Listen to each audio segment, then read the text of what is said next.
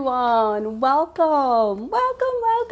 It's Thursday at the 4 o'clock Eastern Standard Hour, and you know what that is. Beyond Small Talk time. Welcome to Beyond Small Talk. My name is Jackie Janik, and I'm a women's empowerment coach, helping women uncover their purpose and define their own path in the world. And today, you are watching Beyond Small Talk. Real women, real conversations, elevating womankind one talk at a time. And today, we have a hot topic, and it is talking about navigating the business of people. Now, what the heck does that mean? So, fortunately, we have a dear friend, Courtney Underwood at Kassar Consulting. Sorry about that, Courtney. And we're going to bring her on to help us figure out what does it mean to navigate the business of people. I mean, I know I could use some help navigating people, and I'm thinking the Beyond Small Talk audience could as well. So quick on Courtney. Courtney is an HR alignment strategist, helping entrepreneurs build and manage their teams, navigating the business of people. Really cool tip is also these tips and tools can also be applied to other relationships, family, friends, etc. So if you're not an entrepreneur, it's cool because we still have you covered. And as a multi-passionate mompreneur with a thriving business, seeing the positive in challenging situations is essential. At Kassar Consulting, Courtney teaches entrepreneurs how to set themselves free by building a team. Yeah, teams are essential. Like, you need a team. I need a village. And I need a village to raise me. So I'm excited to have Courtney to help us navigate the business of people. So as Courtney comes on, think about in your life, where do you need to build a team? What would you like your team to look like? And how do we navigate people? Hi, Courtney. Hi, how are you? Good. How are you doing? Great. Thank you so much for having me. Yeah, welcome. I love your frames. They look great. Thank you. They're definitely a favorite. My day job is in eyewear, so I always notice people's eyewear and I look a lot into people's eyes just because I'm always looking at their frames. Anyway, well, thank you for joining Beyond Small Talk. Welcome. Thank you. I'm excited for the opportunity. Yeah, this is going to be a good conversation, and I'm excited to dig in because I just love the title of Navigating the Business of People. Now, what does that mean to you? When I think about navigating the business of people, it really connects the dots between who people are and the vision that you have to accomplish, right? Because no matter how big your vision is, no matter what kind of company you have, the size, the industry, whatever, you're going to have to work with people at some point. So when you think about navigating the business of people, it's really about making sure that you have the right people in the right position at the right time. Because if any one of those things is not aligned, then you're going to feel it. You're going to feel that something's off. And so it is essential that you master peopling, right? That you master management in order to get where you need to go. So that's what it means to me. I'm just laughing because you're like, at some point, you're going to have to deal with people. Yeah. It's just going to happen. I mean, even if you, anytime, at any place, in any point of your life, whether at work, at home, in a family, maybe you have no family and you walk into a store and need to buy something, even calling customer service. Every point of someone's life, they're going to have to deal with people. It just is. That's a reality of being a business owner. And honestly, like you said earlier, these principles apply to different types of relationships, right? So whether it's friendship, family, romantic, connections, it's really about being an effective communicator, being a great listener, and being able to tackle challenges head on, right? So I'm sure that we'll get into what it means to have those challenging conversations, but it's a people skill, right, that you'll need to master in order to get where you need to go. So I'm super excited to get into it. Yeah, what popped out of what you just said to me is, especially for leaders, I think I know that. Leaders, can they be both really great listeners and communicators, right? So sometimes you find that a leader might, or a manager or somebody in your organization may be one, but how do we embody and take on both of those skills? Because I think they're both equally important if you're if any leadership managerial role. Yeah, it is entirely possible to be both an effective communicator and a great listener. Because if you think about it, effective communication is rooted in listening, right? We want to make sure that we're listening to understand and not listening to respond. Those are two Uh, wildly different things. And I'm sure that you've experienced it, right? When you're pouring out your heart or pouring out your vision, and the person on the receiving end is really just going into their responses, right? They're preparing their bullet points, they're preparing their argument and doing these things, and you feel the disconnect. And so we don't want to sow those seeds. We don't want to be that type of leader. So when you think about effective communication, whether that's speaking or writing or, however you're getting your message across, it is important that you put equal weight into being a good listener. They both matter, and it's possible to be both. Yeah, I think I'm working towards being both. Like, I'm mindful about that. I think it's, of course, being a coach. I think listening and being a soundboard and reframing is like obviously an essential piece in coaching. And I just want that our listeners to know that if you're in a managerial position or anywhere else, even in your relationships, romantic, friendships, it's always important to listen and be present in the moment, and not, like you said, just be prepared with an answer. It's like, it's okay. Yeah. Well, one, even as a manager or a leader, I feel like you don't have to always have the answer, right? That's a big one. That's a big one. A lot of us, when we're in a leadership role or a management role, we feel that we have to be on all the time, right? We feel like we have to be the one with the solution in the moment because people are coming to us for answers. But one of the most effective responses you can give is, you know what, I'll look into that and I'll get back to you. The important part is you want to make sure that you follow through and actually do get back to them. But you have to relieve some of that pressure off of yourself, because then, you can give the wrong answer in the spur of the moment just because you don't want to look, ill-equipped. And that actually causes more damage, right? Because if you keep doing that over time, people won't believe your first response. They'll say, yeah, that's what you're saying today. But after you look into it, that's subject to change. And so it's actually more effective to just be honest and say, you know what, I don't have the answer right now. But either I know who does have the answer, or I'll do some research and get back to you. And you have to be subtle with that. It's not a chip away at your confidence. It's actually a confidence booster because you're being genuine in the moment.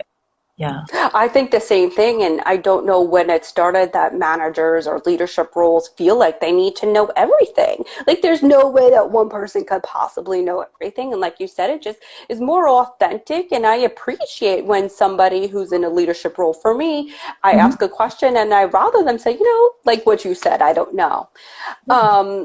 It just feels better too. And it also builds trust. Like, Yes. right? It builds Yep. that trust that if you tell me, you know what, I don't know in the moment, instead of making up some cockamamie and you're like, whatever, we're wasting time. Yep. So getting back to navigating the business of people and building, because you talk a lot about like building your team, and Yes. we'll focus on as an entrepreneur slash professional, if that's okay Mm-hmm. now, but just like I mentioned in the beginning, everyone to know that these tips and tools and skills can translate. So it can work in different areas of your life. Mm-hmm. So how do we do this? How do we start building our teams? Well, the first thing is you have to have a very high degree of self-awareness. When people start to build out their teams, entrepreneurs, managers, leaders, even thinking about like the head of household, right? Your Mm-hmm. support system, building out your team. You have to know what you need. A lot of people focus on what we call the technical skills, whether they can do the job or not. Either they have it or they don't. Either they have the training, the experience, the expertise, or they don't. But you have to go deeper and think about what we call soft skills, which are personality traits, how we interact with one another, how we behave. Do you need someone that's patient? Do you need someone that's organized? Do you need someone that's flexible? Do you need someone that is aggressive in the right way, assertive, right? So when we think about, building, we have to look beyond the superficial, whether they can do the job or not, because you can have plenty of people that are qualified to do it on paper, but that doesn't mean that they're a good fit for you. So that's the first step, doing an inventory, thinking about how do I lead? What's my working style? What do I actually need? A popular thing to outsource, when we think about entrepreneurship, is the math stuff, right? The finance stuff, the Mm. numbers, right? But okay, yeah, you can hire a bookkeeper, you can hire an accountant, you can, hire these people, and that's great. But what do they need to be patient? Because math isn't your strongest suit, and you lose track of receipts easily. Do they need to be assertive and negotiate with your vendors and, make sure that you're getting the best prices? Do they need to be organized, right? And actually take on some of that expense reporting and, things for you. So again, you have to go deeper, because you can have plenty of people that are qualified to do the job, but that doesn't mean that they're right for you. So that's the first step, being That's self-aware. that is so good, because I say that during my day job, not Mhm. this, during my day job, I am a director of marketing, Yep. and I'm looking to hire somebody. And I say I need to, even in my interview questions, how I start out is Mhm. not going over those hard skills. Like, I need to know their personality. I need to know, will they fit and mesh in the department? Will they mesh with me? Right? It's like I think of those things because I say I can teach some skills. I can't teach a personality, right? Right. And I think in marketing, specifically where my day job is, Mhm. we are very relationship building, and we're kind of people that can pick up on social cues. And, you're just like, that kind of person. You're outgoing, you're those kind of traits that I need. Mhm. Know how to have a conversation, even if you don't know anything about the topic. I'm kind of good at that. Like, I can figure out how to talk to someone when I have no idea what they're talking about. Yeah, that's a skill. Yeah. That's a skill. Yeah, in marketing, can you do an Excel spreadsheet? I'm sure thousands of people, millions of people can do an Excel spreadsheet. Can you, whatever the skill may be, the hard skill. I like that, to differentiate hard skills, soft skills, and know what you need for your team. Yes, yes, that is absolutely the first step. You have to be self-aware, because a lot of people make the mistake, they hire the person that's most qualified on paper, but it doesn't mean that they're the right fit. And that's how you end up with, just crashing and burning, right? Because the relationship itself isn't successful. It takes so much more than just simple, yes, no questions when you think about what qualifications really matter. So that is the first step. That's how you really start building your team. And again, that can translate to building your quote unquote team personally, right? If you think about building out Mm-hmm. a support system, as you think about building out your network or friends, what type of quality traits do you need? Do you need someone that's going to be assertive and hold you accountable when you say that you have goals? Do you need someone that's Mm-hmm. compassionate and can be supportive, and will listen, to you vent and figure things out on your own? You have to know, because a lot of us, make the mistake of going to the listeners when we want a fix, and we go to the fixers when we want somebody to listen. And those are two different things, right? So we want to make sure that we get that right, and we're honest with ourselves about what we need. Exactly. My daughter is autistic, and I was just on Mhm. a workshop with the state the other week, and they talked Mhm. about circle of support, COS. They kept talking about your circle of support, right? I was Mhm. like, oh my God, this applies here. It's like, what kind?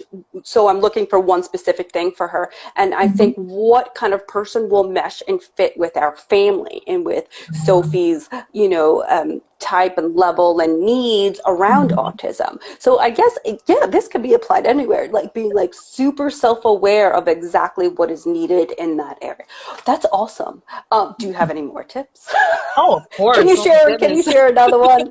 We're gonna This pick is your what I brain. do. Yeah, I have plenty of tips. I would say Okay. the next one is that you should have a clear picture of what success looks like. A lot of times we tend to, especially in business, we tend to hire kind of out of desperation. We're like, oh no, all this work needs to be done. And so we hire reactively instead of proactively. But then we don't build out what success looks like for the role, right? We'll, throw the throw the new hire in the deep end of the pool without any regard to what the future of that role can look like, what growth opportunities there are, what the overall impact is on the company. We don't think about any of those things. We just think about Mm. firefighting, right? Like, oh, there's, this burning building and we need to put out all of these fires, but we don't really paint a picture of what success looks like. And that's problematic because then you don't have anything to measure them against, right? And then you don't necessarily know whether they're making an impact or not because you haven't taken time to define what impact means for your business. Are you actually getting your time back? Are you making more money? Do you have more peace? Like, what does success looks like? What value are they bringing to the table, right? Yes, they're doing And it tasks, could be but more than metrics, right? Like it could oh be yeah. more than number metrics. I think people sometimes think, well, success looks like, oh, they grew sales. But if you're not in a sales oriented position, like there's so many other positions that you need that I like that Mhm. you're saying, do I have more of my time back with them here?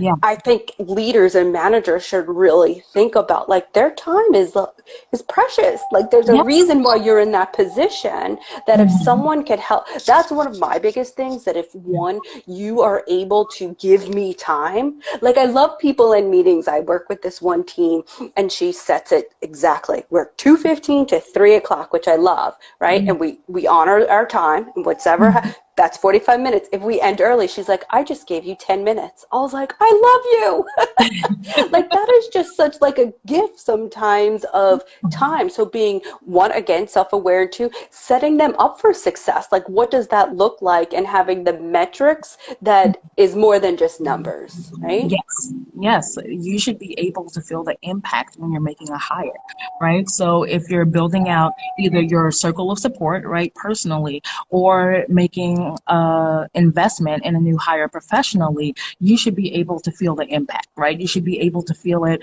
both quantitatively, so you should be able to measure it, right? The industry standard is 3 times the salary. So you should be able to see the return Hmm. on your investment of 3 times what you're paying them over time. But then again, you And the can, time, sorry to cut you off, and the sure. time, like what is the industry standard of somebody coming Mhm. into the position and like Yeah, and setting up that success?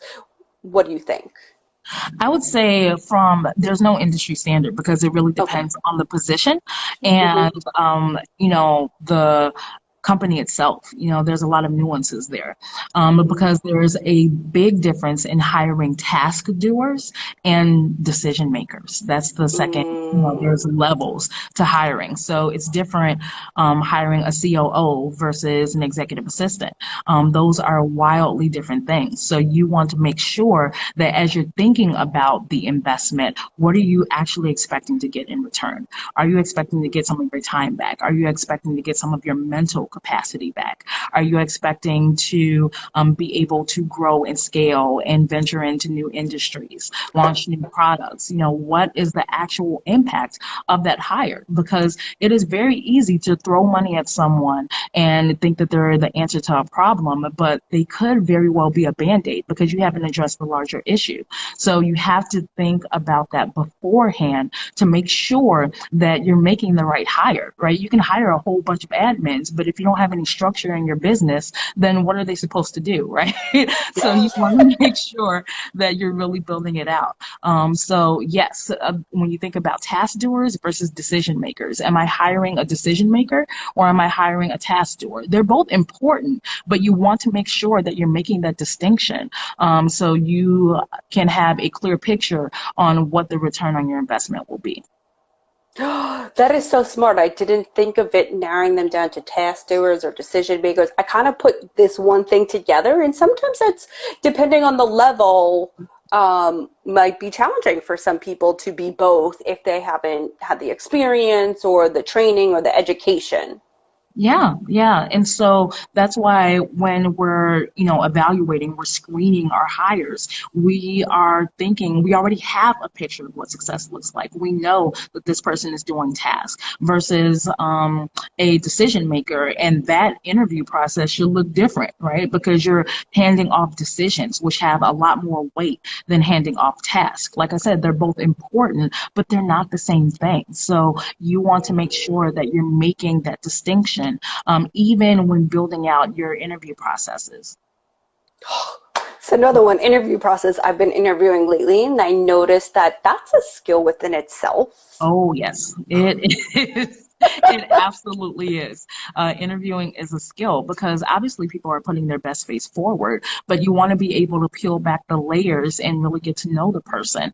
And so when we think about how we really structure that conversation, right, to get them to open up, ask questions that will actually give you a picture of them working in the role. I feel like that's a missed opportunity for a lot of entrepreneurs. When you're interviewing or leaders, managers, when you're interviewing, you're using it as an opportunity to get to know the person instead of actually picturing them in the role and their contributions to the Mhm. role. That's not the same, right? Getting to know you conversation is worthwhile, but you want to be able to make a hiring decision based on how you think they'll perform in that position, not based on what you learned about them in the moment. So when we think about building out our interview process, you'll have a lot more clarity and confidence if you're structuring the interview process with that goal in mind. So that's my recommendation when we think about interviewing. We have to think about it differently. We have to think about it differently. Yeah. Oh Yeah. my God, there's so many more layers here that I didn't really realize. And again, in my day job, in my 9 to 5, I have Mhm. hired some really, I feel, great hires because I tend to call myself a leader versus a manager in my position. And Mhm. I like to teach, I like to coach within the position. And I say I lead people up or I lead them out. Like, and sometimes when you lead up, you lead out, right? Yeah. Yeah. And I'm totally okay with that. I've had two specific women under, they were millennials, they are millennials, and it just feels so good Mhm. when you work with somebody like that and you see their growth, and Yeah. then they were up and out, and my company like, people leave you, Jackie, and I said, they're not leaving me. They're going to bigger and better things, and I'm happy for them. So that's something different. Okay, so we are self-awareness, number one. Yes. I like to give 3 tips, and then picture, what does success look like? We're Mhm. thinking about questions to ask at the interview process, and can we give one more tip? We have Oh, time. absolutely. I would Yeah. think the last tip really coordinates with the second, which is you have to have a clear picture of how you're going to train the person. This is where a lot of entrepreneurs Oh, miss it. It's such a big deal because otherwise you're not necessarily setting them up for success. You have to have a plan to transfer the knowledge in your head into someone else's head, right? So mm-hmm. whatever that looks like, it should be structured. It should be intentional. There should be a plan. So again, you can hold them accountable for their contributions to the company, but also hold yourself accountable to make sure that you are leading them somewhere, right? To your earlier point, you're leading them, you're growing them, you're investing in them. But if it's done in such a random, chaotic way, then how can you keep track? How can they keep track? They wouldn't even know how to measure their own impact, right? Because during, this initial hiring, those probationary period, they should be evaluating you just like you're evaluating them. But it's very, very hard to figure out whether you're a good fit for the company if everything that you've been given is just random. Again, you're in Mm. this firefighting mode, like, oh, okay, we're not doing this anymore, or you're meeting with this person today, or I had a plan, but that all went, to pieces. So now you're doing this instead. It does not reflect well on you as a leader if you have no plan, no training plan, no onboarding plan. You want to make sure that when you're bringing them on, you're bringing them into something. People want to feel like you've prepared for them and not like, you're just pulling someone down in the well with you, right? So, Yeah. yeah, so that's my last tip. Think about how you're going to train them and what does that look like. It's not saying that you have to have these elaborate policies and handbooks and documentations, but put some thought into it. Build out time on your calendar. Are you going to sit down? What are you going to talk about during the first week, during the first 2 weeks, during the first month? What do they need to know in order to be successful accountable because, again, you want to set them up for success. You can ask them to do things that you haven't trained them to do. And I see that happen all the time with managers because they're going a mile a minute, right? They're overworked, they're burnt out.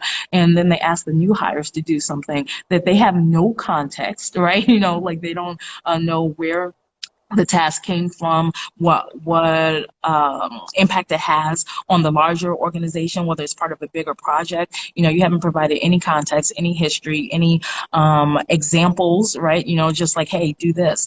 And it's so confusing and so disheartening because when new hires start, they want to contribute, right? They want to. Yeah, they want to do a good job. Like they're like Yeah. excited. Most of the time, people are excited when they get a new job. They want to show up, and then if you don't show up for them as well, that could just start off really like poorly. And like people want to feel welcome. They want to feel a part of a team or a part of the family or for a family company. And it's like when we say that and we're like, we're true family, we should welcome them like family. But even in families, you should be prepared and have some Yes. sort of plan. So, these tips are so good. So can we give examples? Because as I'm sure some leaders, managers here, entrepreneurs might be thinking, this is a lot of work.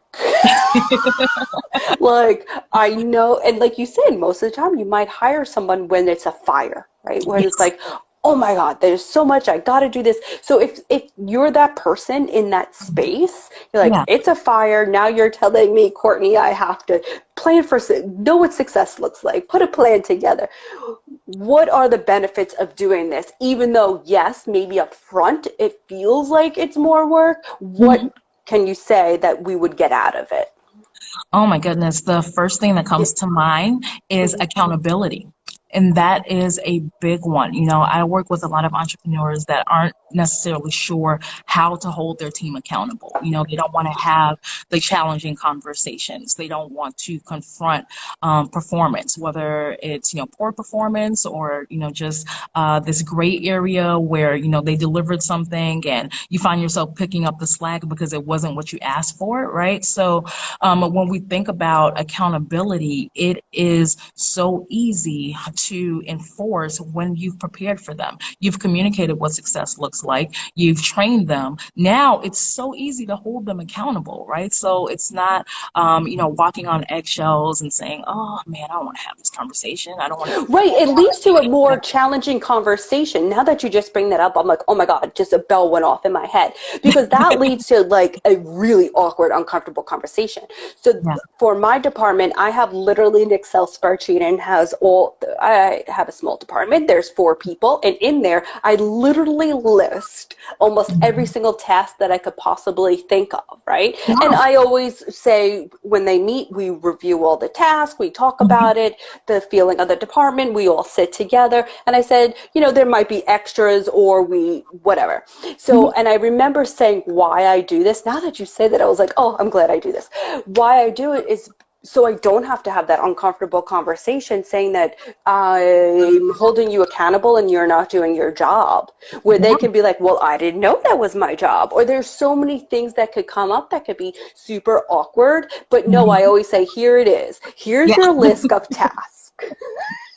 And There in you 3 to 6 months, we don't check these off. We go. know the next step, right? Yeah. You're either, great job, we continue, we grow you, or you leave because you didn't do this. But I like doing that because, like you said, it's crystal clear.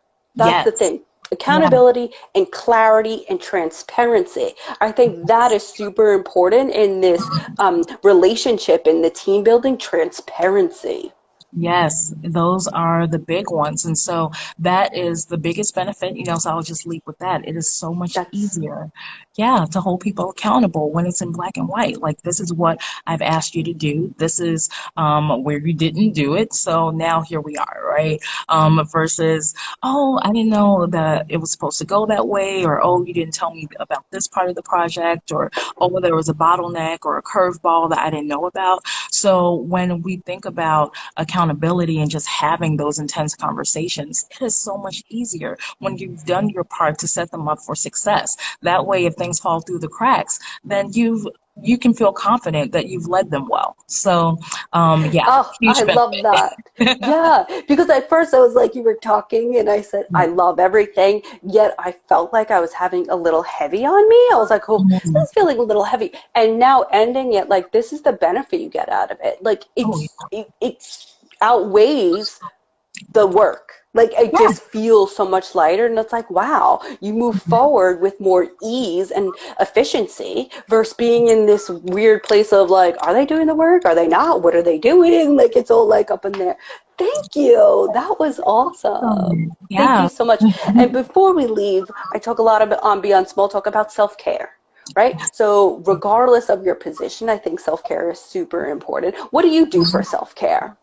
Oh, that's an amazing question. I myself love the sun. I love being outside. You know, it's winter here in Chicago. It seems like, the days are finally getting longer, so I'm very, very grateful for that. But I make sure to intentionally invest in myself. So, whether it's a massage, whether it's flowers, whether it's candles. Prior to COVID, I traveled all the time. That was my biggest hobby. Mm-hmm. And I've looked for ways to really replace that in light of the times that we're in, with just new experiences. I love learning new things. I love meeting new people. So I found, other ways to do that and try to mimic some of those interactions online. But it takes work. It definitely takes work because, yeah, we put ourselves on the back burner, so often. And I want to make sure that I practice what I preach. I talk about entrepreneurial burnout all the time and ways to prevent it and, let people know that you don't have to suffer to succeed. So I feel like I have a responsibility to live that out and have a healthy balance. But it requires being intentional. I put time for myself on the calendar Yeah. and I honor it like any other appointment or meeting. Because if it doesn't go on the calendar, it doesn't happen. So that, yeah, goes for self-care as well. It requires work. Yeah. Thank you for that. You don't have to suffer to succeed. Listen up, ladies. Like, thank you, Courtney. That's what we're leaving with. You don't have to suffer to succeed. Oh, that feels so good. That feels so good. Thank you so much, Courtney. This was a really beautiful conversation. Thank you for your tips and tools. And I hope everyone takes them, apply them. And if you want more information about all the teachings from Courtney, you can follow her at Kassar Consulting. And at the website is kassarconsulting.com Yep. Yeah. as well. So go follow her. And Beyond Small Talk is every Thursday live. But if you miss us, not a problem. Catch us on your favorite pod, Apple Podcasts, Spotify, YouTube, or Audible. Download, give us a like. Thank you so much, everyone. Thank you. Thank you. I appreciate you. You too. Bye. Bye. Thank Bye. you.